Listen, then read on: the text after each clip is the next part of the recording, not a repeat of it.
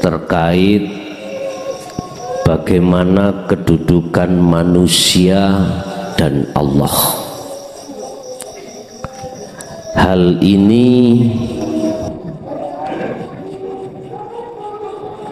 Allah katakan di dalam Al-Quran, inna akramakum indallahi atqakum. Wa qala aidan wa ma khalaqtul jinna wal insa illa liya'budun. Bapak Ibu,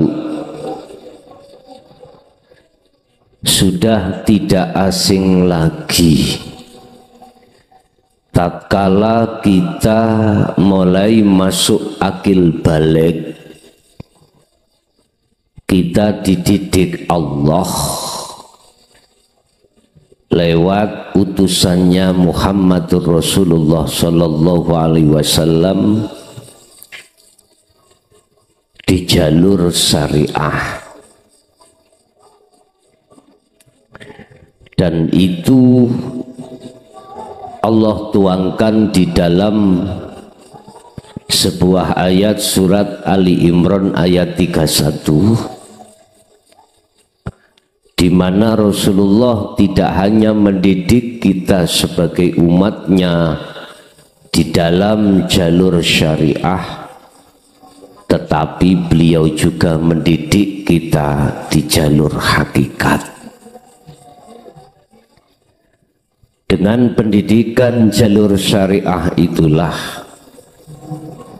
yang akan menimbulkan satu akhlak antara manusia satu dengan yang lain, yang terkenal kita sebut sebagai hablum minan nas. Dan itu Allah sengaja mendidik kita pada jasmani kita, tetapi juga Allah juga mendidik kita lewat utusannya terhadap rohaniah kita. Allah didik kita lewat jalur hakikat supaya rohaniah ini bisa sampai makrifat pada Allah. Ketika saat manusia sudah mau menerima ajaran Rasulullah di jalur dinul haq ini, maka rohaniah ditekankan oleh Rasulullah untuk condong hanya pada Allah Subhanahu wa ta'ala.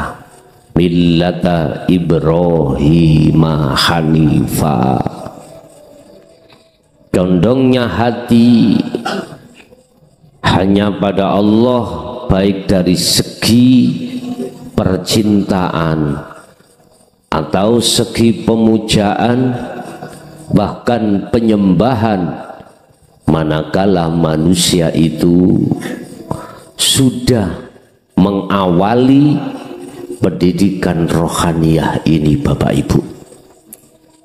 Oleh sebab itu, dalam kesempatan malam hari ini saya akan berbicara tentang masalah kedudukan manusia dan kedudukan Allah itu di mana. Berangkat dari surat Al-Kahfi ayat 60 sampai ayat 82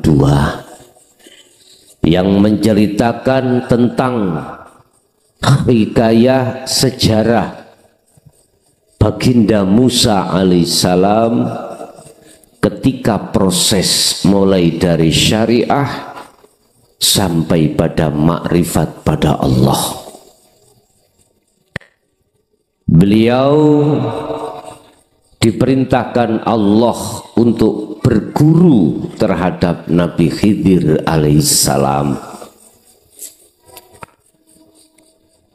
Di dalam ayat 60 Allah katakan, Nabi Musa tidak akan pernah berhenti perjalanannya apabila tidak bertemu dua mata air. di lautan, yaitu pertemuan antara air tawar dengan air asin. Itu maksud beliau, dia tidak akan pernah berhenti manakala dia itu tidak sampai pada makrifat pada Allah. Mestinya kita juga meniru hikayah sejarah beliau Nabiullah Musa alaihissalam. Tetapi ketika saat beliau bertemu terhadap Nabi Khidir, Nabi Khidir sudah mengatakan, andai kata kau bisa sabar menghadapi pelajaran dariku, Anda akan terus bisa mengikuti aku. Kata beliau Nabi Khidir. Tapi andai kata kau tidak sabar menghadapi pelajaran dariku, kau akan terpisah atau berpisah denganku. Ini maksudnya bagaimana Bapak Ibu? Tadi awal saya katakan, kita manusia mulai akil balik, bahkan sebelumnya kita sudah didik oleh tabi'in, pewaris Rasulullah, para ulama, tentang masalah teori atau sistem di dalam hukum syariah. Apa hukum syariah? Hukum yang memberikan batasan-batasan jasmani ini untuk tidak meninggalkan perintah. Yang satu, yang kedua, untuk tidak menjalankan larangan. Itu batas-batasnya. Sehingga di situ ditekankanlah kita untuk menjalankan apa yang diperintah dan meninggalkan apa yang dilarang. Ini sudah jelas. Jasmani sudah kita lakukan. Sehingga kita ketika diwajibkan sholat, kita sholat. Diwajibkan puasa, kita juga puasa. Ini semuanya adalah ta'alluq, ada hubungan antara sesama makhluk. Ini yang Rasulullah katakan sebagai hablum minan nas. Cuman elokkah kita hanya berhenti di situ? Sementara wal akhiratu khairu wa abqa, hablum minallah, hubungan langsung ruhaniyah kita pada Allah tidak kita perhatikan. Elokkah? Menurut saya ya kurang elok. Pantaskah kita itu berhenti di situ sementara diri kita juga terdiri ruhaniyah ini tidak kita perhatikan talinya ruh pada Allah langsung? Kalau menurut kula kurang elok, kurang pantas manakala tidak kita teruskan pelajaran kita untuk menuju sampai makrifat Allah. Pertanyaannya, bisakah kita sebagai manusia biasa, bukan nabi, bukan rasul, lagi itu nggih, bisakah mencapai derajat pangkat sampai ke makrifatullah? Semua jawaban itu ada di benak kita masing-masing. Ingat, Allah ketika mengendaki satu hambanya itu tidak melihat nasab. tidak melihat keturunan kita. Tidak. Itu seenaknya Allah sendiri. Manakala si A dikehendaki Allah sampai pada tingkatan makrifat, walaupun si A ini tidak ada nasab atau dzurriyyah para kekasih Allah, mampukah Allah menghendaki ini? Kita jawab di dalam hati. Mampukah Allah menghendaki satu hamba, dia tidak ada latar belakang keturunan kiai, keturunan para kekasih Allah, dia jadi kekasih Allah? Mampukah Allah menghendaki hal seperti ini? Menurut saya, berhubung Allah sudah ditegaskan innallaha ala kulli syai'in qadir, maka Allah mampu. Miturut keyakinan saya. Lantas bukan berarti saya menyalahkan orang yang berpendapat enggak mampu. Enggak. Persepsi keyakinan si A dengan si B itu kadang tidak sama. Dalam hal berpendapat sama dengan begini, Pak, tentang Isra Mi'raj Kanjeng Nabi. Gila ini ada dua pendapat. Ketika Rasulullah Isra, ya, itu tidak hanya jasadnya saja, tidak hanya ruhnya saja, ma'a jasadihi, serta beserta jasadnya.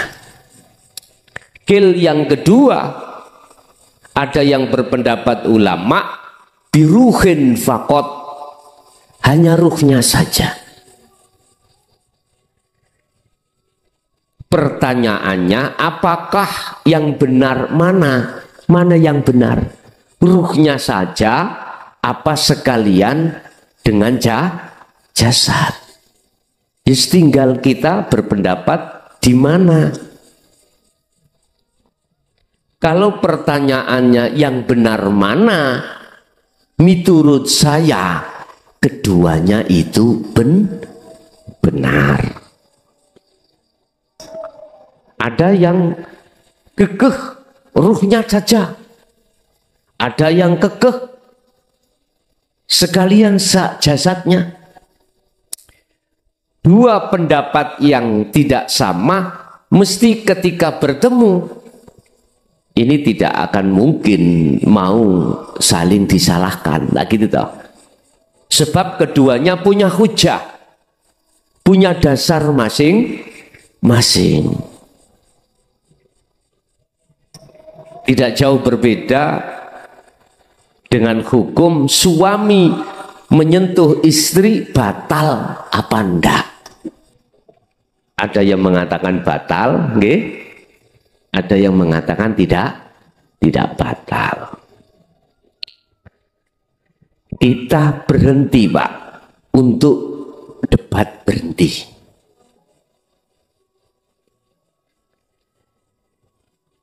Kita harus sibuk untuk membangun rohaniah kita, habl terhadap Allah.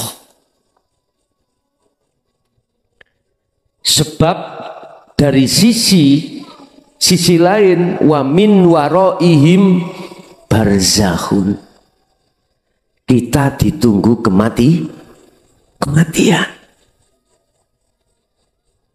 Tatkala kita tidak sibuk terlebih dahulu tentang bagaimana cara membangun rohaniah kita, sementara kita di belakang kita akan pasti mengalami atau dijemput satu kematian. Bagaimana mungkin rohaniah kita yang belum kita bangun terhadap Allah ketika idza jaa ajaluhum itu datang? Bagaimana? Ini yang menjadi buah pikiran saya, tidak hanya pada diri saya, tetapi juga terhadap diri umat. Sehingga mengapa saya jauh-jauh dari Mojokerto sampai ke Banyuwangi yang memakan waktu kurang lebih 7 jam. Tiap hari. Di samping saya dapat mandat perintah dari Allah untuk menyampaikan tentang bagaimana cara membangun rohaniah kita, tetapi saya juga tidak bisa memilih untuk tidak berangkat. Semata-mata inilah bentuk rohimnya Allah terhadap kita sebagai umat, sebagai hambanya, supaya tatkala kita dijemput oleh kematian, ruhaniah kita sudah siap menghadap wa inna ilaihi raji'un, kembali dengan selamat, kembali kepada Allah dengan husnul khotimah. Kalau jasad kita Bapak Ibu Allah ciptakan dari tanah, nanti kembali kepada tanah manakala tidak bisa kembali, ada tetangga kita, saudara kita, anak, istri, suami menghantarkan kita ke makom, ke kuburan. Kita nggak usah gelisah, besok pasti kita ada yang mengantar. Cuman persoalannya ruhaniyah ini yang Allah ciptakan dari Allah, wa nafakhtu. Dan ini dituntut Allah bisa kembali kepada Allah. Kepada Allah, siapa yang mengantar kita? Kalau tidak amaliyah yang bersifatkan makrifat pada Allah. Bapak Ibu, ini yang selama ini menjadikan saya memfikirkan terhadap diri saya sendiri, juga terhadap umat. Urusan apa yang akan kami sajikan terhadap umat yang khusus terkait pembangunan rohaniyah, itu bukan urusan saya. Sebab Allah sudah katakan di dalam surah Al-Baqarah ayat 256, la ikraha fiddin qad tabayyana ar-rusdu minal ghayy. Tidak ada paksaan. Ajaran ini harus diterima, enggak. Ajaran yang mana? Qad tabayyana ar-rusdu minal ghayy. Yaitu ajaran Rasulullah yang khusus masalah membangun rohaniah. Mengapa rohaniah kita dibangun? Harus dibangun karena Bapak Ibu, rohaniah kita selama ini menjadi budaknya hawa nafsu. Jadi budaknya hawa nafsu. Tandanya kalau rohaniah jadi budaknya hawa nafsu itu bagaimana, Pak?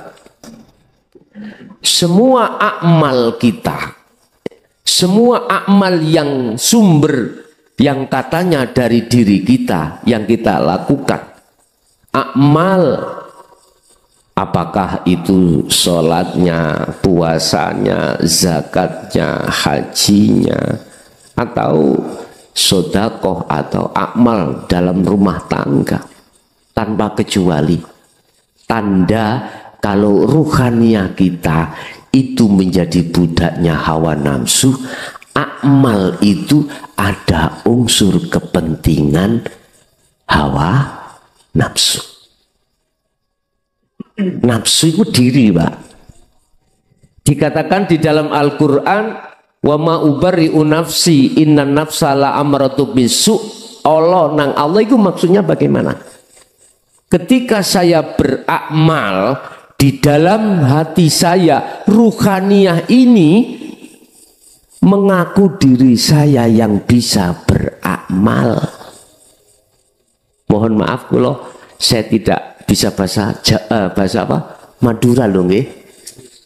Saya pengen belajar, katanya Pak Haji, seminggu di Wongsorejo. Minimal seminggu di Wongsorejo nanti bisa. Kula pikir-pikir, lagu seminggu ning kene terus piye ngajine bendino ngoten. Kudu privat, Pak. Sinten sing purun ngajari. Masalahnya bulan ini sudah ada jadwal geser ke Madura. Ya. Jadi kalau saya bisa berbahasa Madura kan enak, Pak ya. Enak. Bahasa Jawa. Untung bahasa Indonesia ada yang paham. Entah apa kata Allah nanti. Saya bisanya gur tedung, kakan, gitu aja. Allah ya Karim. Pun saya teruskan. Lah, tanda kalau amaliyah saya itu ada kepentingan nafsu, tandanya apa? Di dalam hati saya ada rasa, ada iman, merasa diri saya yang bisa melakukan ini. Berarti Allahnya kan kita lalaikan, Pak ya. Allahnya kita lalaikan. Entah kita gadaikan atau gimana itu. Nah, inilah yang kumaksud. Amal, perilaku apapun yang timbul dari diri saya ada kepentingan nafsu. Contoh, saya sholat, Pak. Dalam hati saya pengen, olehnya saya sholat, itu tidak dimasukkan neraka, bahkan dimasukkan surga. Aku tanya, surga neraka itu makhluk napa mboten? Makhluk. Itu kan yang menciptakan kan Allah. Tapi hatiku bergantung terhadap makhluk. Tidak ada ta'alluq ruhaniyah saya, tali ini langsung pada Allah. Tidak ada.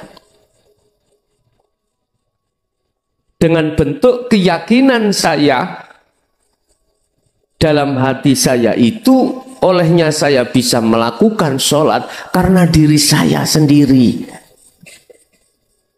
Tidak ada hubungan tali hati berupa iman pada Allah. Tidak ada. Sehingga jangan heran Bapak Ibu, ketika saya sholat, hati ini dipenuhi dengan dimasuki oleh nafsu. Akhirnya nafsu mengajak saya untuk berbuat jelek pada Allah dengan bentuk melalaikan pada Allah. Akhirnya ingatlah saya istri, ingatlah sama anak, ingatlah sama pekerjaan, ingatlah pada urusan-urusan selain Allah. Ini fakta dan tidak bisa dibantah. Siapapun kita, apapun status kita, pasti seperti itu, Pak. Manakala ruhaniyah kita tidak dibangun. Padahal ini yang terpenting. Menurut Rasulullah, innama bu'itsu liutammima makarimal akhlak. Akhlak itu tidak hanya jasmani, juga ruhani. Akhlak istimaiyah jasmani, akhlak ruhaniyah ilahiyah itu akhlak ruhani. Sehingga ketika saya sholat, hati saya tidak bisa, Mbak, ma'rifat Allah tidak bisa. Nggak bisa. Lah, saya hadir di tengah-tengah umat, tugas saya, status saya nadhirum mubin. Saya hanya menyampaikan perkara-perkara yang hak. Ini urusan umat menolak, itu tidak saya salahkan. Karena beliau-beliau juga punya hujjah, punya pendapat miturut imannya masing-masing. Rasulullah Muhammad juga ditegur Allah. Tidak ada paksaan Muhammad. Umatmu harus menerima ajaranmu. Enggak. La ikraha fiddin. Ajaran yang diemban Rasulullah adalah qad tabayyanar rusdu minal ghoi. Ajaran yang ruhaniyah kita asalnya gelap terhadap Allah disebabkan karena hawa nafsu yang setiap saat dan waktu bertengger di dalam hati kita, itu dikeluarkan. Kita masuk terhadap zona ajaran yang penuh hidayah pada Allah. Tetapi saya katakan, ini ajaran tidak boleh dipaksakan.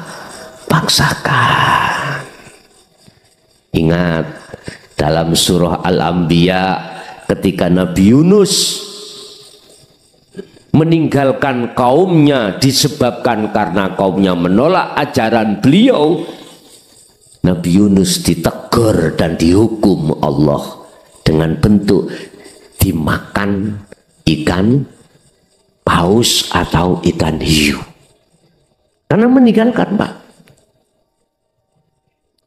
Mohon maaf, saya pun sejarah 2007 saya diusir dari kampung saya, jujur Pak,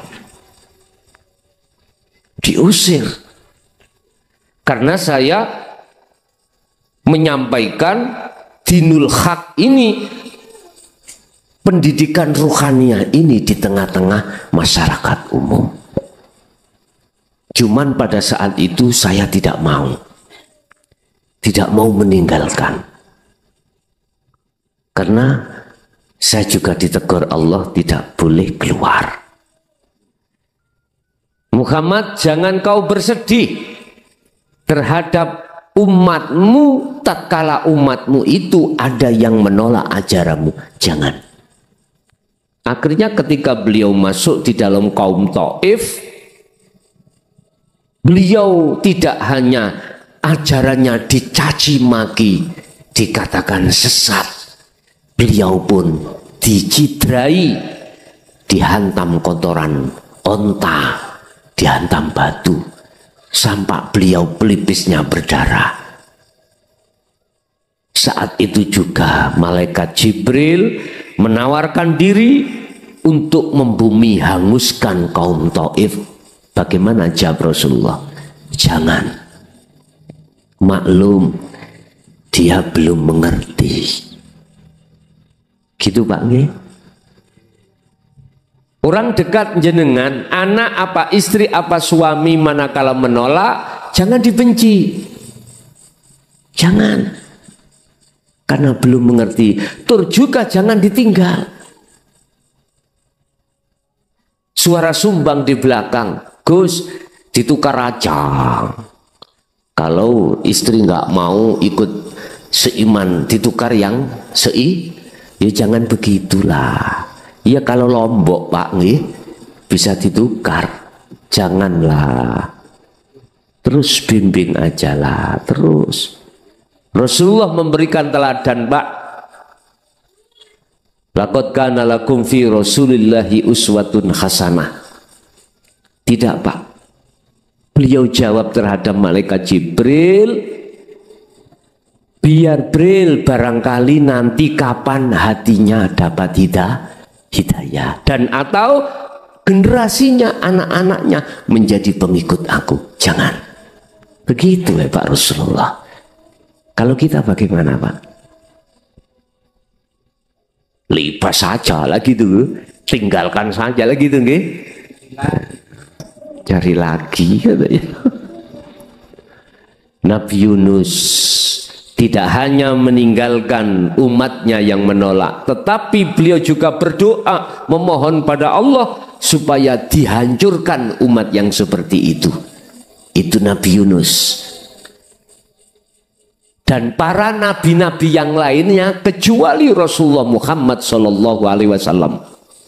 Makanya sejarah semua dihapus, dihangus, dihancurkan Allah. Umat Nabi Musa, umat Nabi siapapun itu dihancurkan. Karena beliau berdoa. Buat apa? Hancurkan saja ya Allah. Ya dihancurkan. Tapi Rasulullah Muhammad.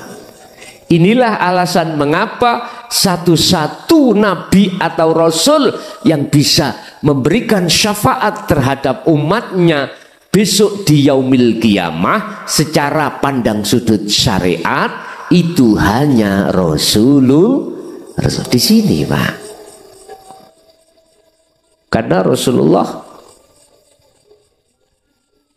punya pendapat, sekarang dia menolak, barangkali nanti dia dapat hidayah, mau tidur dia ngenangan. Iya, saya juga ada ruhaniyah, sholat saya juga asal-asalan dan lain sebagainya. Kita tidak tahu Pak. Makanya pada saat detik kapanpun manakala ada yang menolak, sampean kasih maklum, ya, sampean kasih maklum. Sudah wajar toh Pak. Manakala ada orang buta berjalan, di depannya ada cagak atau tembok, terus tertabrak. Maklum toh Pak nggih? Karena buta. Mata hati kita, ainul basyirah, mata ruhaniyah kita Bapak Ibu, oleh karena sementara waktu masih tertutup, terhijabi oleh sesuatu selain Allah, sehingga ruhaniyah kita tidak bisa makrifat pada Allah. Iku maklum manakala sholat ini masih kelingan selain Allah, masih teringat selain Allah, maklum. Cuman harus kita kasih solusi, harus kita kasih pengajaran. Urusan diterima atau tidak, udah bukan urusan kita. Bapak Ibu, berarti kedudukan manusia di mata Allah, manakala kita masih hanya membangun jasmania saja lewat hukum syariah, yun sewu, mohon maaf, ruhaniyah kita itu tidak bisa makrifat Allah. Pak, saya tidak bicara inisial, enggak. Lebih baik saya contohkan pada diri saya sendiri. Coba ayo diangen-angen dengan hati. Saya tidak akan bisa Pak waktu sholat bisa melihat Allah, itu nggak bisa. Hati saya untuk teringat hanya pada Allah tidak bisa. Pasti terus teringat terhadap selain Allah, karena kita posisi masih menjadi budaknya hawa nafsu. Nafsu membudak kita sangat pintar. Didangkanlah kita wazuyyina linnasi hubbus syahawah, kesenangan duniawi di hadapan kita Pak. Akhirnya teringatnya hati kita tidak pada Allah, tetapi diplesetkan nafsu, teringat hati kita pada selain Allah, yaitu persoalan yang ada kaitannya dengan hubungan dunia. Wa yasudduna an sabilillah. Kita dihalang-halangi Pak. Ketika sholat ruhaniyah kita dihalang-halangi oleh nafsu, supaya tidak bisa teringat pada Allah dalam kurung makrifat Allah, tidak. Nggak boleh. Nafsu tidak memperbolehkan kita. Makanya dalam surah Ibrahim ayat 3 Allah katakan wa yastahibbunal hayatad dunya alal akhirah. Kita ditekan untuk bercinta ruhaniyah kita ini dengan kesenangan dunia. Sebab kalau sudah masuk di situ wa yasudduna an sabilillah, mudah ruhaniyah ini menghalang-halangi kita untuk pada Allah mudah. Wa yabghunaha iwaja. Di situ kita akan selalu diharapkan oleh nafsu untuk bengkok, tidak terus menuju kembali kepada Allah. Padahal sudah dikatakan ulaika, mereka ini nafsu ini adalah dhalalum mubin. Mereka adalah tersesat yang amat jauh. Siapa? Nafsu itu tadi. Paham Pak? Wis. Jadi kedudukan kita sebagai manusia di mata Allah, manakala saya masih membangun jasmani saja, sampai kapanpun kita tidak bisa mengesahkan Allah. Sehingga masih ada dua, ada yang menyembah, ada yang disembah. Dan ini tidak salah miturut kacamata syariah. Sehingga kalau kita bicara bahasa hidup, kita manusia hidup itu karena dihidupi oleh Allah. Logika bisa diterima. Lah Allah menciptakan kita, menghidupkan kita itu hanya satu, supaya kita mau menyembah pada Allah. Jasmani sudah benar, cuman ruhani kita itu Pak, ruhani kita itu manakala tidak mengikuti kesempurnaan teladan Rasulullah, mohon maaf sekali lagi, miturut pendapat saya kurang benar. Bukan berarti nggak benar loh, kita di syariat jasmani ini sudah benar, tapi menurut saya kalau hanya berhenti ini itu kurang benar.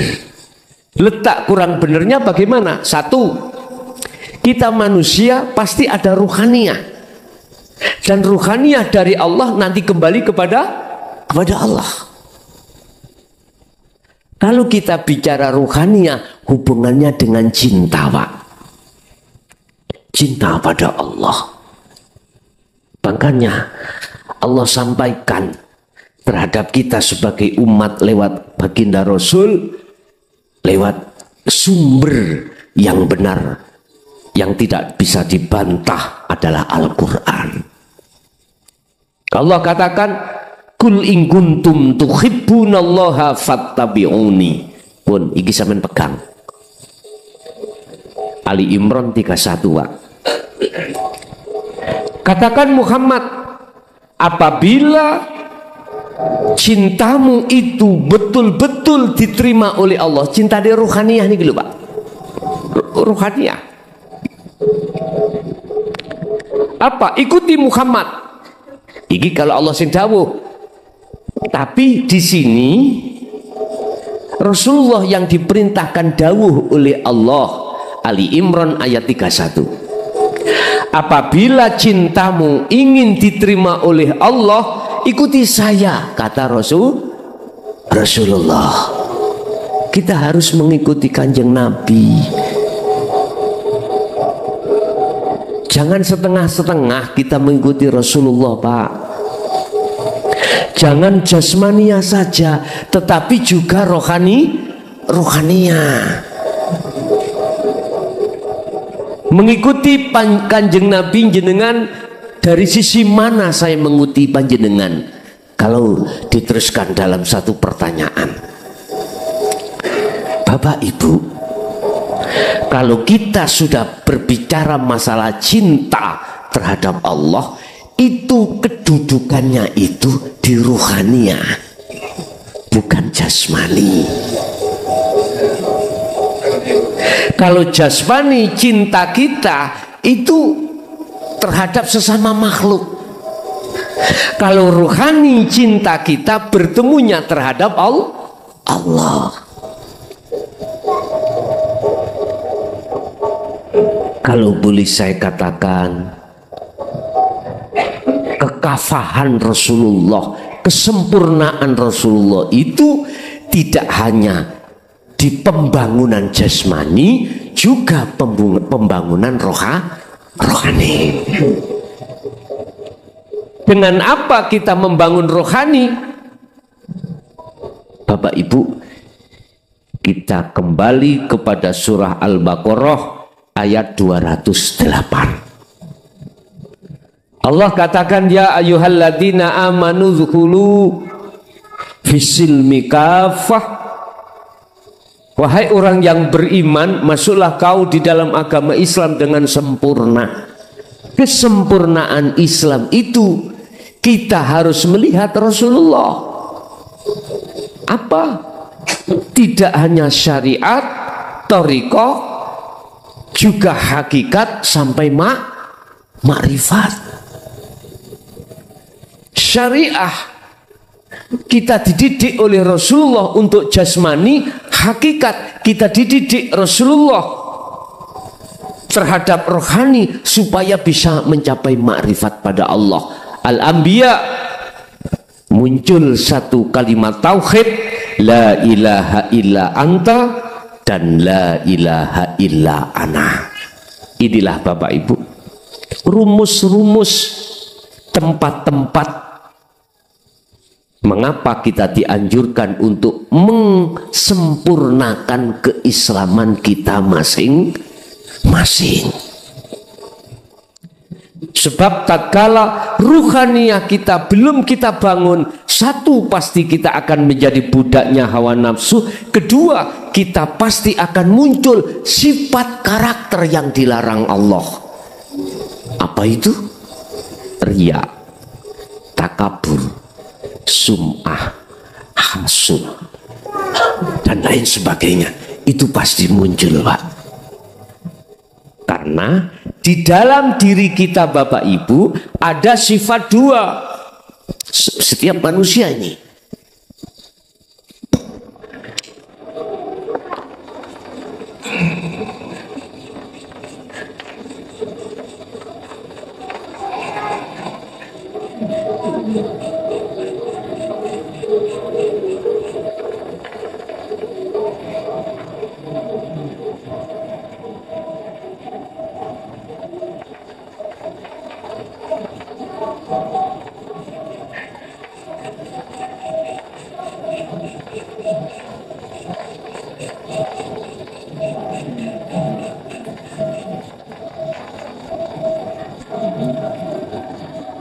Basariyah, basiroh.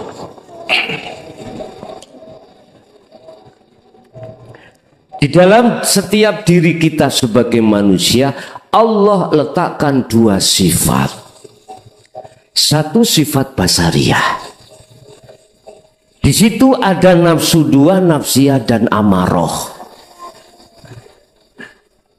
Manakala kita belum terdidik ruhaniyah kita lewat tuntunan dinul haq yang disampaikan Rasulullah, maka ruhaniyah kita akan menjadi budaknya sifat basariyah, budaknya nafsu. Akhirnya jangan heran muncul riya, takabur, hasud, dan lain sebagainya. Manakala kita orang kaya, pasti rumongso kita itu kaya. Lali hati ini terhadap Allah yang maha memiliki. Itu pasti, Pak. Manakala kita ahli ibadah al-ubad, kita pasti merasa lebih baik daripada orang lain yang tidak patek kelihatan ibadahnya. Itu pasti. Manakala kita menjadi orang alim, mesti merasa lebih pandai dan membodohkan orang lain. Ini tetanda kalau ruhaniyah kita menjadi budaknya hawa nafsu. Yang menjadi alasan yang tidak bisa dibantah mengapa iblis tidak mau menjalankan perintah Allah bersujud terhadap Nabi Adam? Hanya satu, iblis itu merasa lebih baik. Makanya kalau dewe isin temen Pak, kalau nek ngaji nang di terus jenengan salami diambung, isin kula asline, isin nang Allah kula nih, estu isin kula nih. Sebab yang wajib iyyaka na'budu itu hanyalah Allah.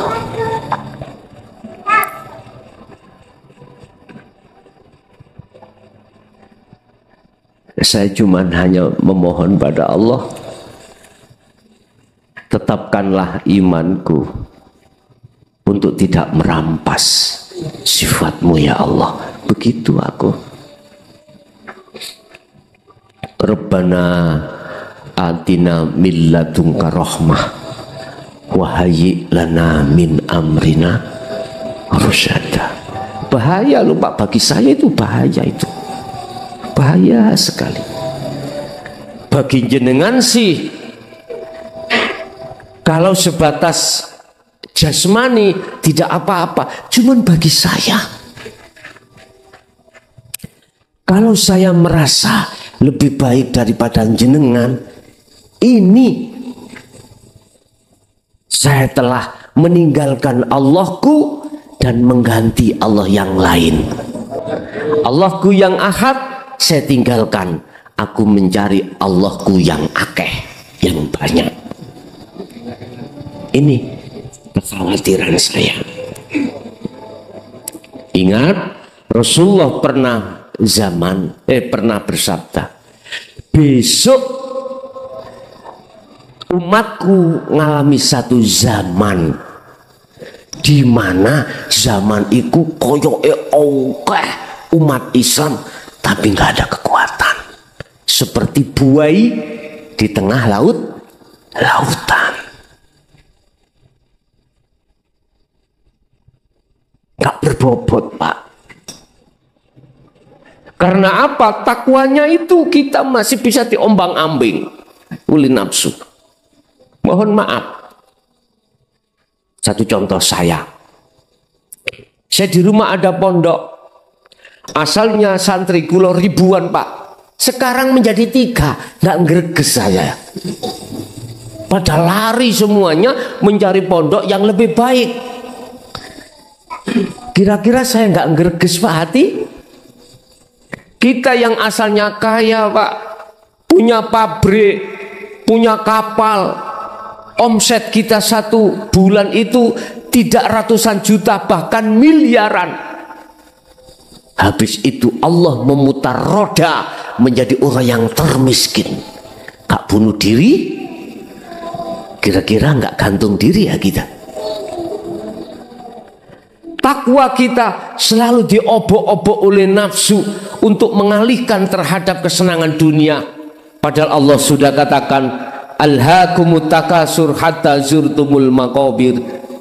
Manakala kejiwaanmu itu dipengaruhi oleh kesenangan dunia tambah besar, itu akan menjadikan kelalaian hatimu terhadap Allah. Hal itu terjadi sampai mati.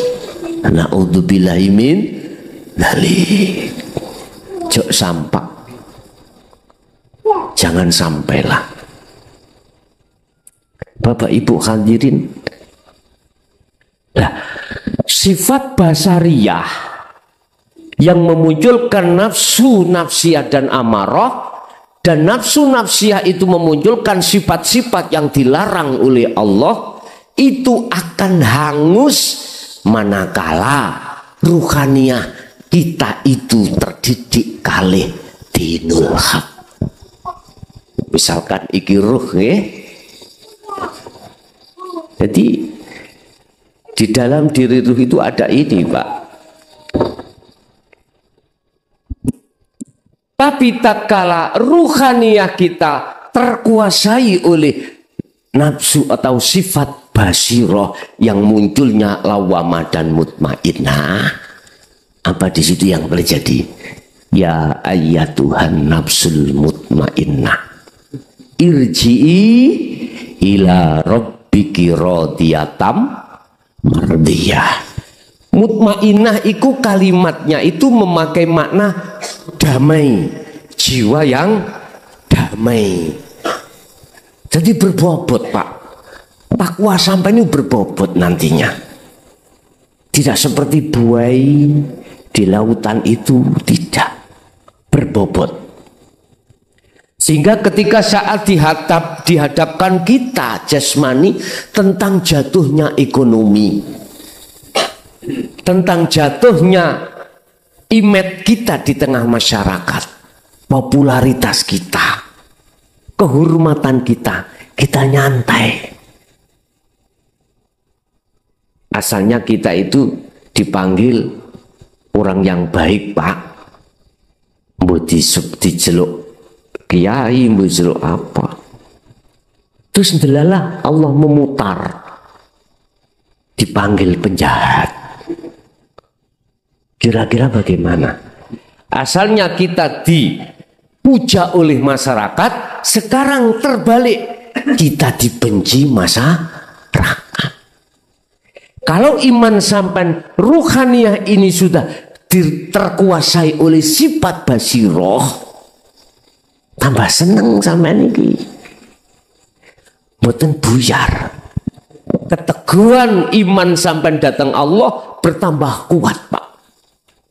Ingat Syekh Ibnu Athaillah dawuh di dalam kitab Hikam,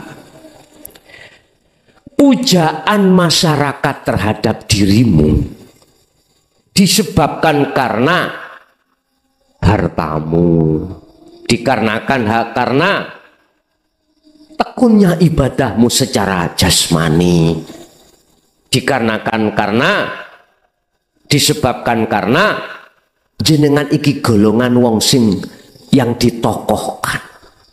Itu adalah racun yang mematikanmu. Kok iso, Pak? Maksudnya adalah pujaan kau, manakala kau dipuja, kau terbius dengan pujaan itu, imanmu itu di mata Allah mati. Mati. Bukan perkaranya masyarakat ini yang salah, tidak, kita sendiri. Akhirnya menjadi racun bagi kita. Racun iman ini. Akhirnya saya berbangga diri, Pak, tambah gede, ndak sekolah tambah besar, Pak. Tambah suka. Bapak Ibu hadirin, terus bagaimana cara untuk membangun ruhaniyah kita sehingga ruhaniyah kita di hadapan Allah itu betul-betul salih lan solihah.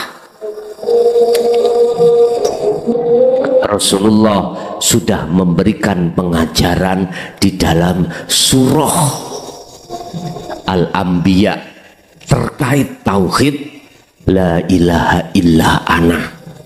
Begini, Pak,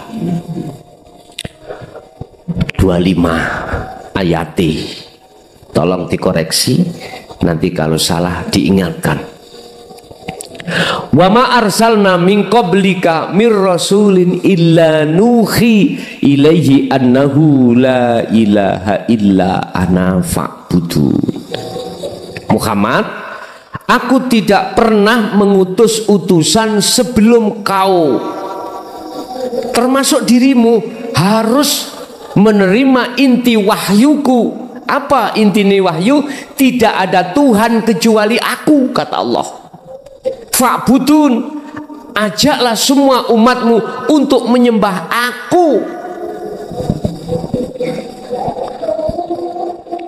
Kan gini, Pak, di dalam Al-Quran kan adalah ilaha illallah. Langan nggih? Adalah ilaha illa huwa, adalah ilaha illa anta, ada la ilaha illa ana. aku. Bahasa ana itu adalah aku. Muhammad, didikan ruhania umatmu untuk mengenal aku. Niki paling tinggi, Pak. Ya. Cara tauhid itu paling puncak. Niki tingkatan makrifat. Sing anta tingkatan hakikat. Munculnya anta dzikir sirul asror, munculnya ana dzikir fana'u dzikri. Munculnya tauhid la ilaha illallah itu adalah jahri, munculnya huwa tauhid la ilaha illallah itu sirri atau khofi. Iki di syariat dan di thariqah sudah ada. Cuman belum diurai, belum digubah. La ilaha illa anta, zikirnya itu apa? Saya beranikan diri, Pak, karena itu sudah perintah. Kalau di belakang anak itu tidak ada kalimat fa'budun, Pak, saya tidak akan pernah menyampaikan. Oleh karena ada fa'budun, ajaan nyembah terhadap aku, baru Pak saya berani untuk menyampaikan hal ini di tengah masyarakat. Sekalipun dulu tahun 2007 pernah saya mengalami diusir dari kampung saya yang dimotori oleh ahli kitab. Dianggapnya ajaran yang kami sampaikan ini sesat, dzalika dhalalatun, katanya gitu.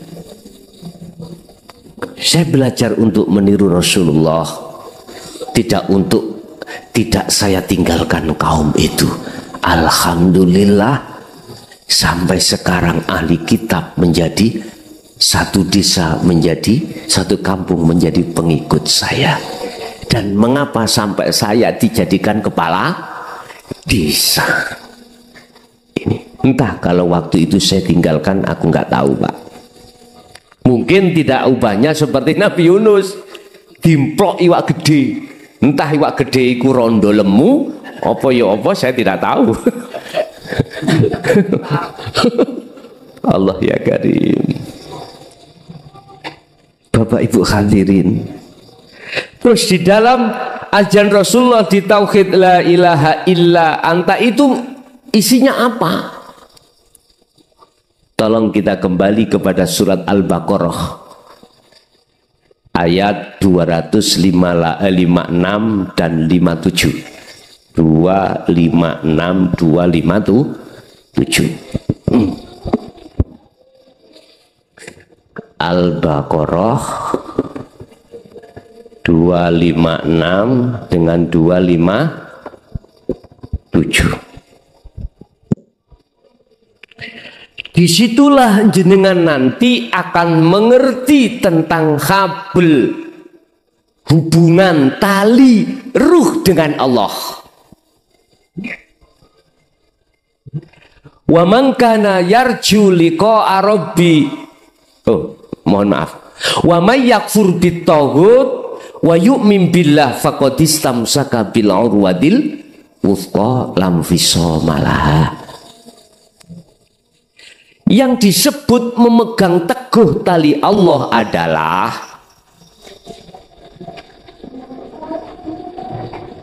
barang siapa yang meninggalkan ruhaniyahnya niki terhadap perkara selain Allah yang sudah kadung kita cintai, Pak. Apa perkara selain Allah? Mohon maaf, Pak nggih. Ini sudah tidak rahasia umum. Siapa manusia siapa dimanapun pasti pengen masuk surga lagi tuh nih. Surga itu makhluk loh badan, makhluk. Kita suka Pak masuk surga, Pak. Kita nggak suka masuk neraka. Itu manusiawi ya, nggak salah.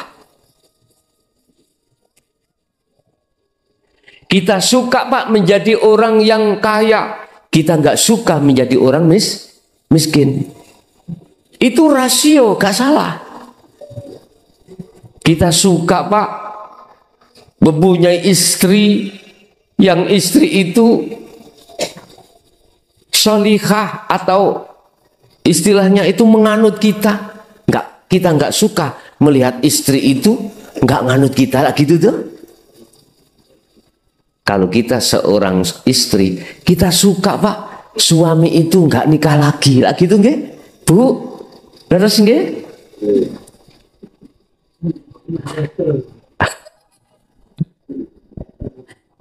Udah Bapak Ibu, sukanya jasmania terhadap apapun bentuknya itu mesti yang enak-enak. Kita tidak tahu ini ada unsur kepentingan nafsu dalam diri kita. Kita nggak tahu. Lah, itu ruhania harus tinggalkan. Artinya itu urusan Allah, biar Allah sendiri aja. Yang penting bagaimana kita itu bisa takarrub, menghadap dan bertemu Allah, itu ada, sudah cukup. Wa may yakfur, dan barang siapa meninggalkan bitaghut. Bitaghut iki dimaknani perkara selain Allah dalam hati yang sudah kadung cintai. Nah, yang sudah kadung masuk bagaimana Pak? Harus dibersihkan. Dengan cara bagaimana? Itulah fungsi daripada zikir.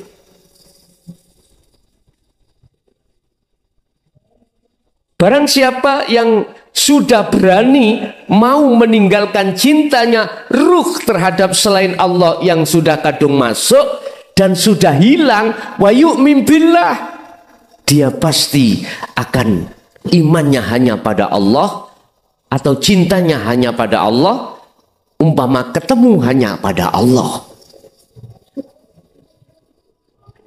Ini kalau berani mau meninggalkan selain Allah ruhaniyah kita. Dengan cara bagaimana Pak? Surat Al-Baqarah ini tidak disebutkan habelnya itu yang mana. Cuman dijelaskan fungsinya. Apa fungsinya? Habel itu, tali itu, yaitu meninggalkan perkara selain Allah. Setelah itu baru bertemu Allah. Ini satu paralel dengan surah Ali Imran tadi ayat 31. Barang siapa, wahai umat, apabila kau ingin cintamu diterima Allah, ikuti aku. Bila mana kau betul-betul mengikuti aku, yuhibbukumullah, cintamu akan diterima Allah, karena kau telah melepas cintane ruhaniyahmu terhadap selain Allah. Jadi perkara selain Allah di dalam diri kita itu Bapak Ibu sudah habis. Yang ada hanyalah Allah. Tenanglah, tidak sulit, tidak. Bagi mereka yang betul-betul menginginkan untuk bertemu Allah.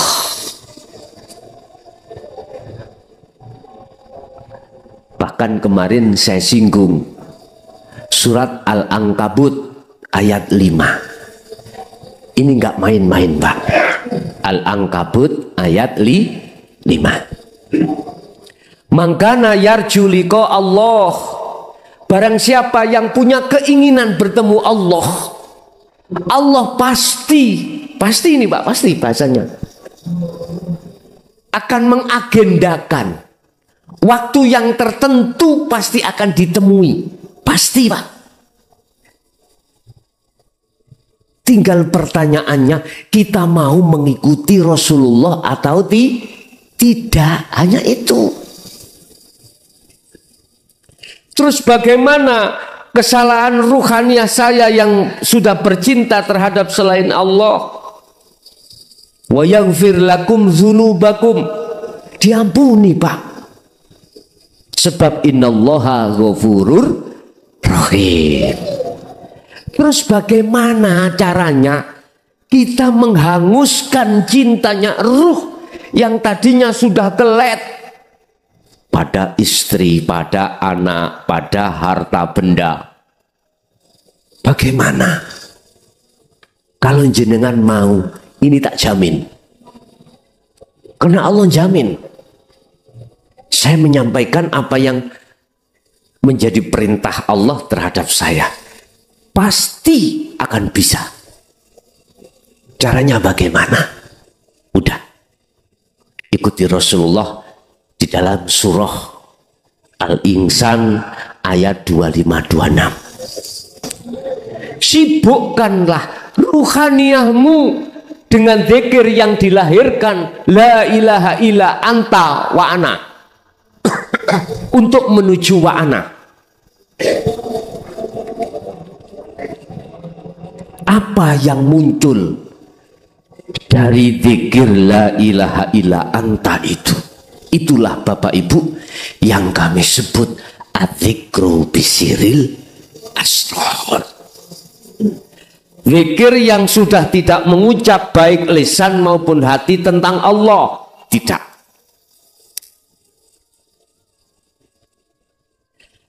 Zikir yang di situ jenengan hanya diam. Tapi di dalam kediamannya itu ada 3 tahap yang harus kita alami. Apa? Su'aul basiroh. Pertama, dalam hati jenengan ditekankan untuk beriman hanya pada Allah, hidup yang segala-galanya, baik yang menghendaki, menguasai, memperani, semua apapun, baik dalam diri jenengan maupun di luar diri panjenengan. Jenengan harus merasakan, mengimani hanya hidup itu yang segala-galanya. Contoh ini. Sampean mendengarkan tausiah ini. Dilarang ruhaniyah jenengan iku beriman, yang bisa menyampaikan tausiah ini seongkok makhluk namanya mukhlason. Nggak boleh. Karena saya juga manusia. Sifatnya manusia itu bertolak belakang dengan sifatnya Allah. Allah hidup, sifatnya mukhlason bongko. Ngerti bongko nggih? Maut.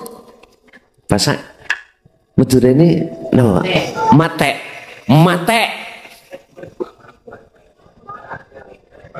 Mukhlason makhluk mate. Allah hidup. Napa hidupnya? Odi. Allah odi. Mukhlason mate. Jelas nggih? Jelas. Maksud su'aul basirah di dalam zikir sirul asr, menekankan ruhaniyah sampai hanya beriman Allah yang berperan, bukan makhluk. Inilah kedudukan hakikat untuk mengesahkan Allah. Nah, kedudukan manusia tadi, ada hamba, ada Gusti. Kalau ini sampai harus mengahadkan Allah, mengesahkan Allah dalam seluruh makhluk yang terjadi di dunia ini. Sikon hanya hidup atau Allah yang berkuasa. Udah, ini dengan rasa. Hati sadar diri menyadari lewat rasa iman hanya Allah. Hidup itu yang berperan. Ketika mudahnya muncul rasa di dalam hati jenengan ini karena didorong zikir sir yang dilahirkan la ilaha illallah, mengapa ini tidak dilakukan? Artinya hati jenengan terus berucaplah Allah, Allah, Allah, sambil ruhaniyah jenengan yakin merasakan hidup kuwi, hidup itulah yang segala-galanya. Ini fungsinya Su'aul Basyirah adalah menghapus iman jenengan kali kula ruhaniyah ini yang tadinya ada selain Allah yang berperan. Aku yakin yang tausiah itu mukhlason, makhluk. Lah ini nanti dihapus. Jenengan yang tadinya Allahu Akbar sholat merasa diri kita yang bisa bergerak, diri kita yang bisa segala-galanya. Nanti iman yang seperti itu dihapus Allah, menjadi di dalam iman hati sampean hanya karena hidup ini segala-galanya yang berperan dan segala-galanya. Inilah cara kata Rasul, sallu kama ra'aitumuni usolli. Salat yang khusyuk seperti ini. Coba dipraktekkan. Sibukkanlah hati dengan rasa iman hanya hidup yang berperan ketika saat sholat. Jangan sibuk kita itu membangun jasmani. Mohon maaf, boleh-boleh saja membangun jasmani, wajib. Makharujil hurufnya kudu benar, Fatihahnya lagi itu toh. Gerakannya itu secara syariat.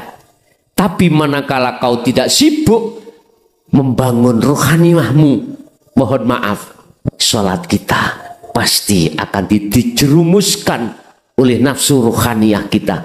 Akhirnya ingat pada selain Allah. Tapi kalau kita bangun dengan bentuk menyibukkan hati berzikir pada Allah itu tadi, aku yakin sholat sampean akan bermutu. Aktivitas sampean kali kula di luar sholat pun juga bermutu, karena mengikuti Rasulullah di dalam surah Al-Insan ayat 25, wadhkur isma rabbika bukrata wa asila, pagi sampai sore, wa minal lail, malam juga begitu. Rasulullah itu ruhaniyahnya, hatinya sibuk selalu berzikir pada Allah. Ini Pak.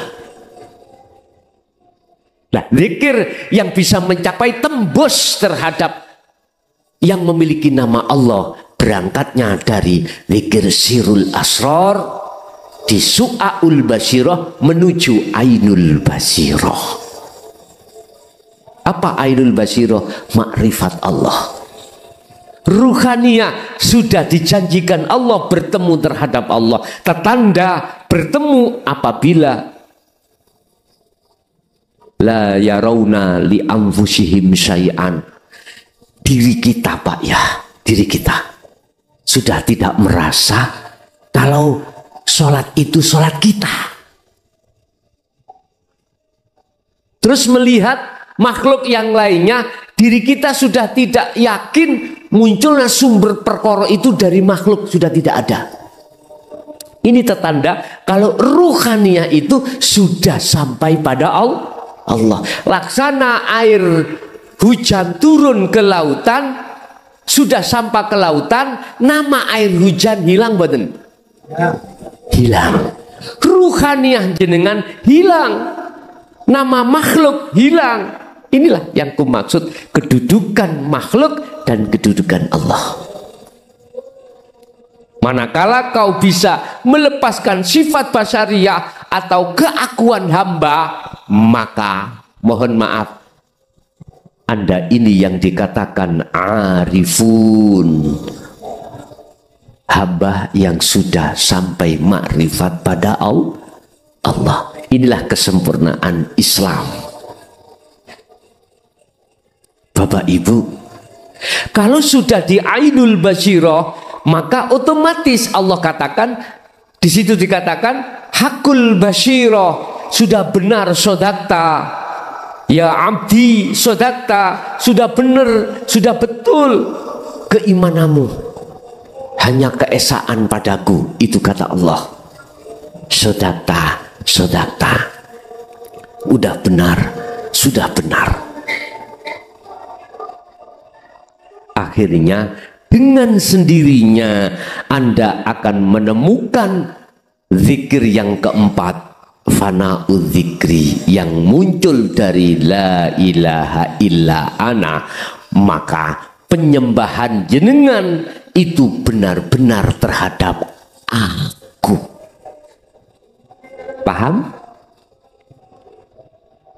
La ilaha illa ana. Aku Allah. Inilah Bapak Ibu yang ku maksud membangun ruhaniah. Bahkan W.R. Supratman aja sudah mengatakan, bangunlah jiwamu, bangunlah badanmu untuk Indonesia Raya. Esa, Indonesia Raya itu esa maksudnya.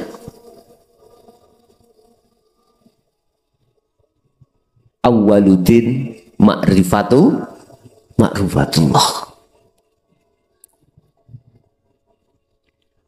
Awal kita beragama mestinya kita itu makrifat Allah. Cuman mengapa ajaran ini di tengah masyarakat ditutup-tutupi? Ini yang saya tidak habis pikir, Pak. Entah itu yang salah siapa, saya juga tidak tahu.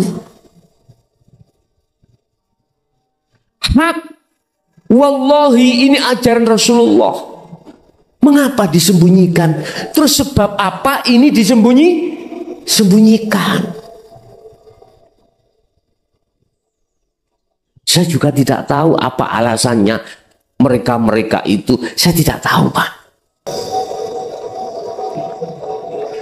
Cuman apa mungkin, bahasa kinayah saya, orang buta bisa menuntun orang buta menuju sampai tujuan. Bahasa kinayah saya seperti itu. Mengapa kita dijadikan orang buta? Mengapa kita disebut orang buta? Karena ruhaniah kita, ainul basiro, itu dibutakan oleh Allah lewat nafsu yang ada pada diri saya. Karena kita itu sami'na wa atokna terhadap nafsu. Makanya Allah mengutus utusannya Muhammad membawa dinul haq ini. Akhirnya diteruskan Al-Baqarah 257. Allahu waliyul ladzina amanu yukhrijuhum minadh-dhulumati ilan nur. Kalau kau sudah memegang tali Allah, mengikuti aku, mengikuti Muhammad, bahasanya otomatis Allah itu jadi imammu. Kalau Allah itu menjadi imammu semata, yukhrijuhum minadh-dhulumati ilan nur. Kau akan dimasukkan tempat yang terang benerang. Maksudnya apa? Jenengan dibebaskan dari perbudakan hawa nafsu, akhirnya menjadi budaknya Allah Subhanahu wa ta'ala. Sebaliknya ayat itu diteruskan, barang siapa yang menjadikan nafsu sebagai imamnya, mengikuti nafsu itu, kebalikannya. Sing gelap tambah gelap, nggak pernah menemukan padang. Minan nur ila dzulumat, di kahanan gelap. Tergantung kita memilih siapa. Apakah nafsu jadi imam kita, apakah Allah menjadi imam kita? Tergantung kita masing-masing. Saya katakan orang yang menjadikan Allah sebagai imamnya, mesti orang itu mengikuti Rasulullah secara sempurna. Tidak syariatnya saja, tetapi juga hakikatnya sampai makrifat Allah. Bapak Ibu hadirin jamaah rahimakumullah, yang dimaksud kedudukan Allah ini adalah dalam kurung keesaan. jenengan bisa sampai keesaan. Manakala jenengan ini sudah bisa kembali kepada Allah. Sebetulnya Pak, ruhaniah kita itu minggat dari Allah. Dulu sebelum ketika di kandungan sampai akil balik, kita selalu bersama Allah. Ruhaniah kita. Makanya anak kecil yang belum balik ketika meninggal kan dijamin surganya lagi itu Pak ya.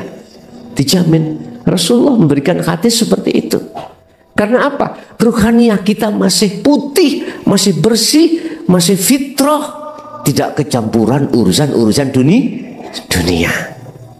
Lah, kemudian kita masuk pada masa dewasa, masa akil balik, baru kita ninggalkan Allah, ruhaniah kita bercinta kepada dunia. Ini namanya cara lagu iku Sri Minggat. Ya, kan ada lagu Sri Minggat Pak ya? Sri Minggat. Tapi endingnya lagu itu ndang Balio Sri lah ngoten nggih. Balio artinya wad'u ila rabbik. Lewat ajan Rasulullah, kembalilah kau pada Allah. Ruhaniah kembali Pak. Jadi jenengan diperintahkan membangun ruhaniah ini dengan cara jenengan berzikir terus pagi sampai malam sampai pagi. Walaupun jasmani kerja Pak, silakan berzikir semampu jenengan. Lah zikir sing saya maksud adalah sirul asrar ini. Manakala sirul asrar ketika saat su'aul basyirah merasakan mengimani semuanya itu Allah, didorong dengan zikir sirri, zikir khafi, Allah lewat napas, dorong lewat iku rapopo. Nanti seiring dengan berjalannya waktu pensucian ruhaniah dari perkara selain Allah, Allah akan masukkan sampean di dalam ainul basirah, hakul basirah. Baru fana'u dzikri pun sampai. Kalau sudah sampai di situ, Allah masih memetak-metak ruhaniah itu. Ada yang ruhaniah itu makrifatnya pada Allah, ini sudah jadi kekasih Allah Pak. Sedikit sekali. Dalam 24 jam. Ada yang lebih banyak, ada yang terus menerus tanpa ada henti-hentinya. Itu lah, kita nggak bisa memilih, hanya Allah yang bisa memproses ini. Cukup bagi kita melaksanakan pembangunan ruhaniah dengan bentuk selalu berzikir. Bapak Ibu hadirin, itulah mungkin apa yang bisa kami sampaikan berkenaan dengan kedudukan makhluk manusia kita dengan Allah. Artinya kita diproses dari syariat sampai ke makrifat. Sejarah mengatakan Nabi Musa ketika berpisah dengan Nabi Khidir hanya satu alasannya. Apa? Membantah.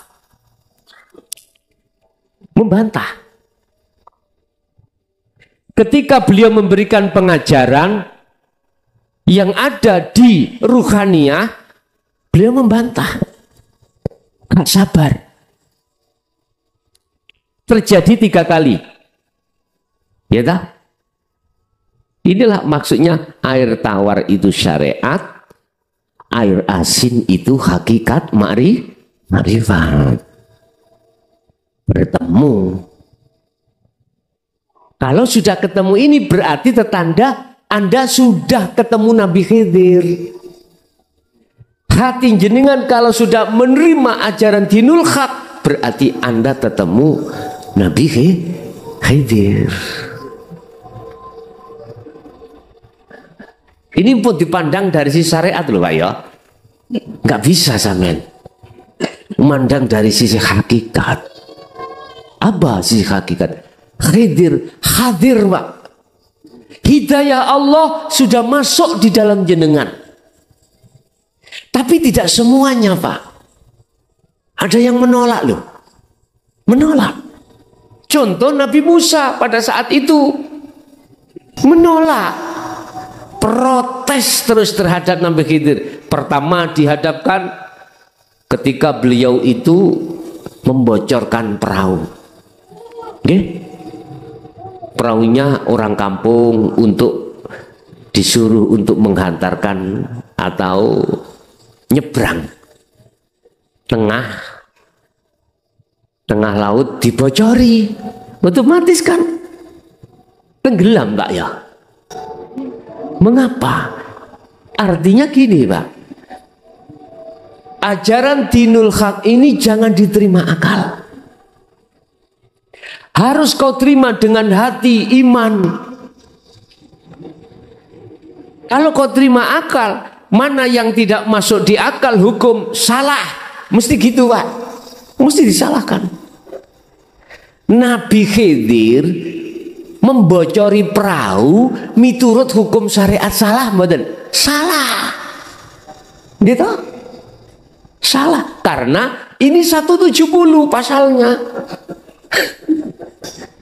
Merusak barang orang lain. Gus kok apal? Ya aku mereka tahu kena Yohan. Masuk 3 tahun Pak, aku lagi penjara.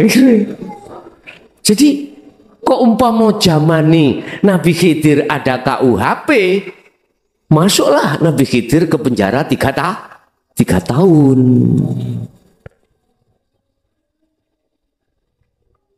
Bapak Ibu, harus dengan hati iman,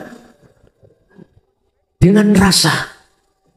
Kalau dengan iman, mesti tidak melihat Khidirnya sebagai makhluk, tapi melihat hidup siapa yang membocorkan, dan ini pasti punya rencana. Allah pasti punya rencana. Akhirnya gak protes, Pak. Mohon maaf, Senin tanggal berapa itu saya ke Jakarta itu, Pak, tentang masalah Kades njaluk minta 3 tahun lagi nih loh, yang 6 tahun, ingat nggih? Jadi sak pulau Jawa dan Bali itu berangkat ke Jakarta. Mojokerto termasuk saya harus ikut. Sedikit aja aku tak cerita. Sebelum sampai di Semarang,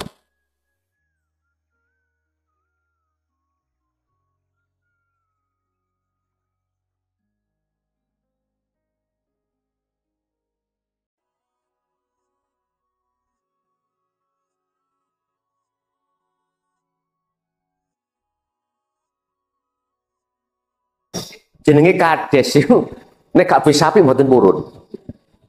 Kula nggih manut mawon.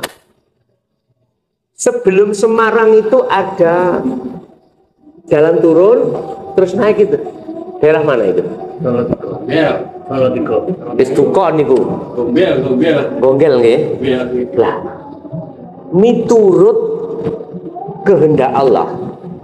Berarti buku catatan nggih. Bis yang kutumpangi itu pasti akan gelondong di situ.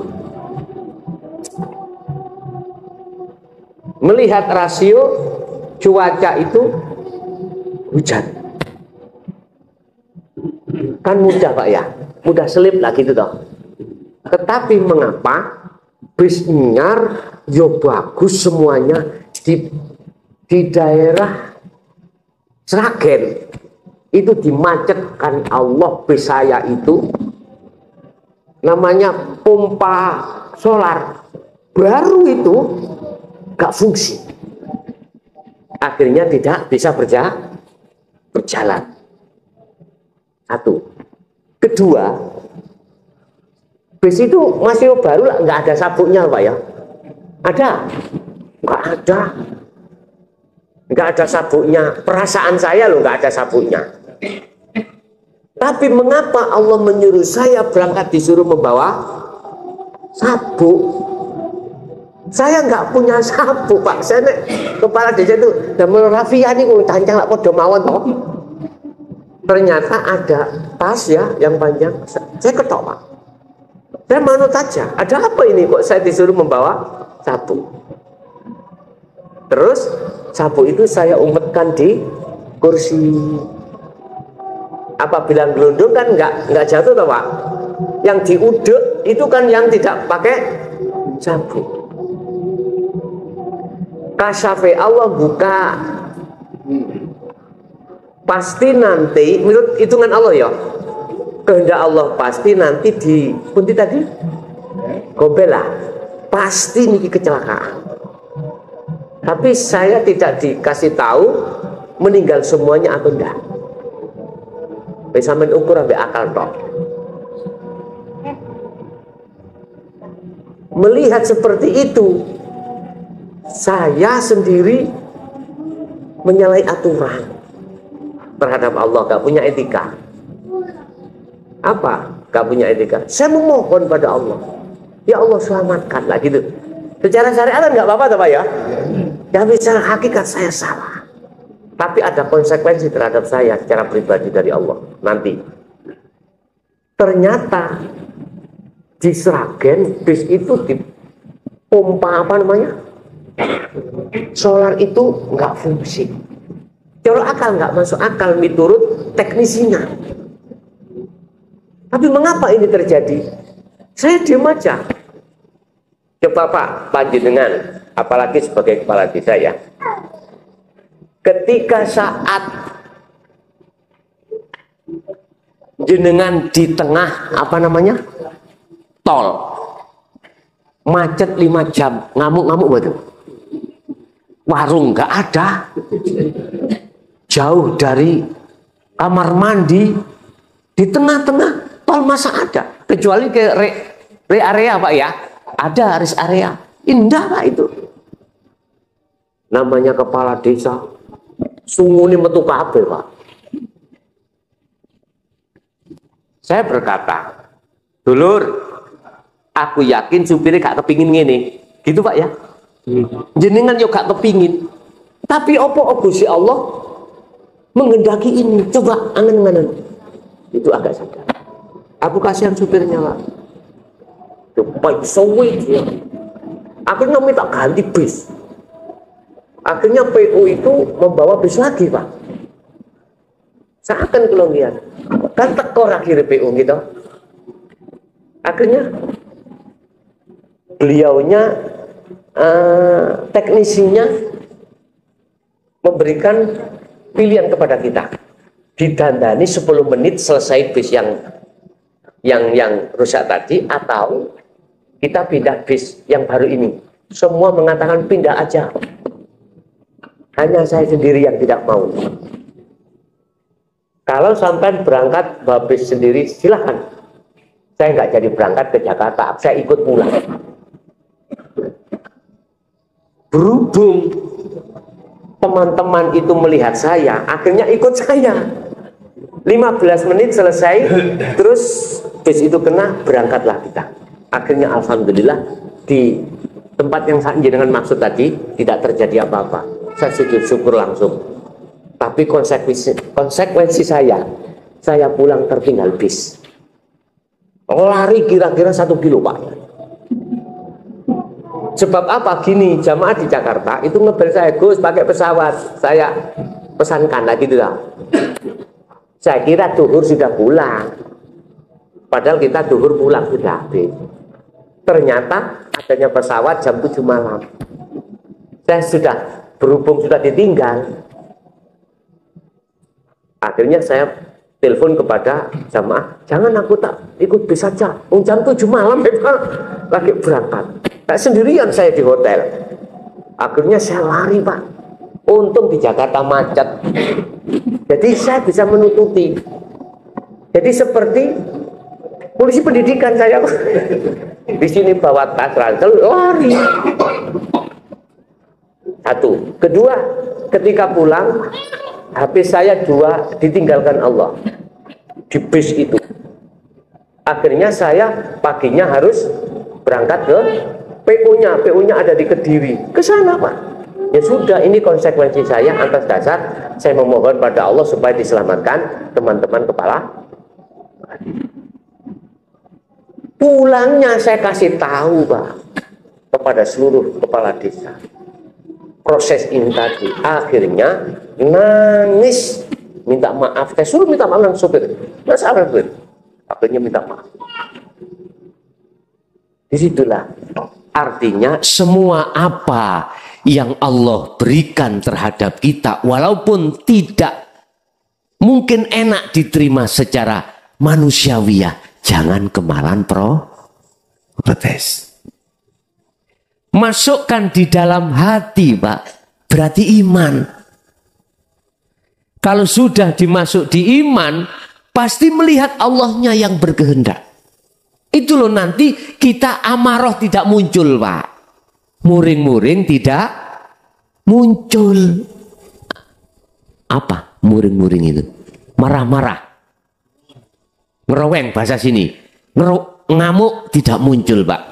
Sebab kadang-kadang munculnya nafsu amarah pada hati kita. Bisa juga karena suami, bisa juga karena istri, anak, pekerjaan yang gak cocok. Kadang-kadang muncul Pak ya. Tapi sadarkah kau di situ ada Allah? Lah inilah. Sehingga Nabi Musa ditegur oleh Nabi Khidir. Musa, kamu telah melanggar batas. Apa? Protes. Udah pisah kita. Beliau Nabi Musa minta permohonan untuk diizinkan mengikuti terus. Oke, tak kasih pelajaran. Ini tambah ekstrim Pak. Ketemu anak kecil dibunuh. Nah, secara syariat salah betul? Salah. Akhirnya ruhaniah kita itu protes Pak. Protes. Mohon maaf Pak. Sampai jalan-jalan ke Surabaya, di sana ada lokalisasi namanya Doli. Doli ya. Ini se-ASEAN Pak, besarnya se-ASEAN. Yang sekarang memang sudah ditutup Pak ya, dulu. Kita menemukan orang, perempuan dan laki-laki berbuat di situ yang tidak ada ikatan suami istri. Syariat mengatakan apa? Salah Pak, salah. Benar miturut syariat. Benar miturut Nabi Musa ketika terjadian pertama dan kedua. Tapi kalau kita tarik ke hakikat, ruhaniah kita dengan iman menerima, apa bisa semua itu terjadi tidak karena Allah? Nggak bisa Pak. Walillahil masyriq wal maghrib. Wetan mana sana? Bingung saya. Walillahil masyriq wal maghrib. Walillah tetap itu kepunyaan Allah. Tetap semuanya makhluk apapun langit dan bumi yang menggerakkan itu Allah, yang berkuasa itu Allah. Artinya tanpa Allah tidak bisa bergerak. Ketika kita dihadapkan maksiat, bagaimana ini? Itu tadi maksiat Pak. Ya tinggal kita melihat dari kacamata mana. Kalau kacamata syariat tetap salah. Tapi kacamata hakikat ruhaniah iman ini, mosok sih Allah salah? Hah? Ini iman yang sudah kebangun loh Pak ya. Iman kalau sudah kebangun nggak gampang menyalahkan orang. Itu. Tapi iman ini tidak kebangun rohaniah. Mesti kalau tidak cocok syariati salah. Jangankan gak cocok, khilaf pun dianggap salah. Khilaf nih loh beda pendapat. Yang pakai kunut menyalahkan yang tidak pakai kunut. Yang pakai tahlil menyalahkan yang tidak pakai tahlil. Begitu sebaliknya. Terus aku tanya, hai umat, sampai kapan kau bertengkar seperti ini? Sementara ruhaniahmu ditunggu kematian. Wahai ulama, ajari umat kita untuk bersaudara. Jangan dibenturkan kami ini estua, ajaklah untuk bersatu. Caranya bagaimana? Ajarkan kami sebagai umatmu pendidikan ruhaniyah kepada Allah. Saya serukan kepada para alim, tabi'in, tolong ajari kami tentang masalah ruhaniyah pada Allah. Jangan benturkan kami dari satu umat terhadap umat yang lain, dari pendapat satu terhadap pendapat yang lain. Jangan. Tolong. Please. Tahu please ya? Kalau sudah please itu memohon dengan sangat loh Pak ya. Please, kami umat menengah ke bawah jangan dibenturkan lewat partai, lewat apapun, lewat akidah, lewat apa. Jangan, tolong ajaklah kami bersatu untuk ruhaniyah kita kepada Allah. Sebab kami ini ditunggu kematian. Siapa yang bertanggung jawab? Nanti siapa yang bertanggung jawab, Pak? Kalau kita kembali kepada Allah, kita tidak tahu jalan kembali. Siapa yang bertanggung jawab? Tolong sekali lagi, wahai pemimpin-pemimpin kami, khususnya yang ada di umaro atau ulama, jangan pecah kami. Persatukanlah kami untuk menuju pada Allah. Begitu ya yang kumaksud. Habis terjadi 3 kali bangun pagar, dikasih tahu Nabi Musa.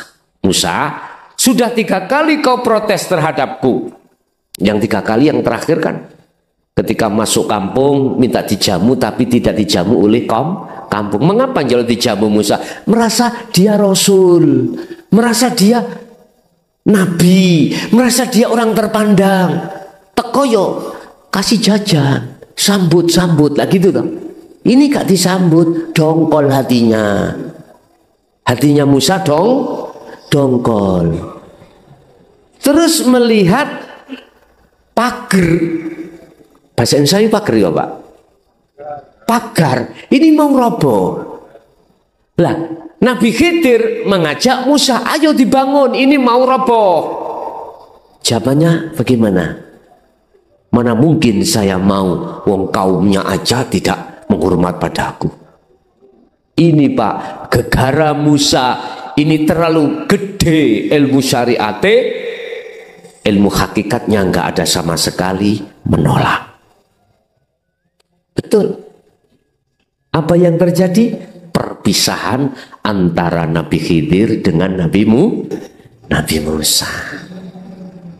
Anda tidak akan pernah bisa menerima ajaran rohaniyah saya manakala Anda tidak melepaskan atribut-atribut panjenengan. Rumangsa dadi wong sugih, wong pinter, wong alim, nggak akan bisa. Estufa. Sebab ajaran dinul haq ini harus diterima ruhaniyah, bukan akliyah. Harus dengan hati iman, bukan dengan akal. Kalau Anda terima dengan akal, dongkolah kau. Gitu Pak. Kita akan dongkol dalam hati. Itu pasti Pak. Akhirnya mengadakan satu perdebatan dan lain sebagainya. Sekali lagi, ilmu dinul haq itu tidak diperdebatkan, tetapi diterima, dipahami, lantas dilakukan. Kalau sifatnya itu didialogkan, monggo. Kalau didebatkan, nggak boleh. Bapak Ibu, mungkin itu sejarah sedikit yang bisa kami sampaikan.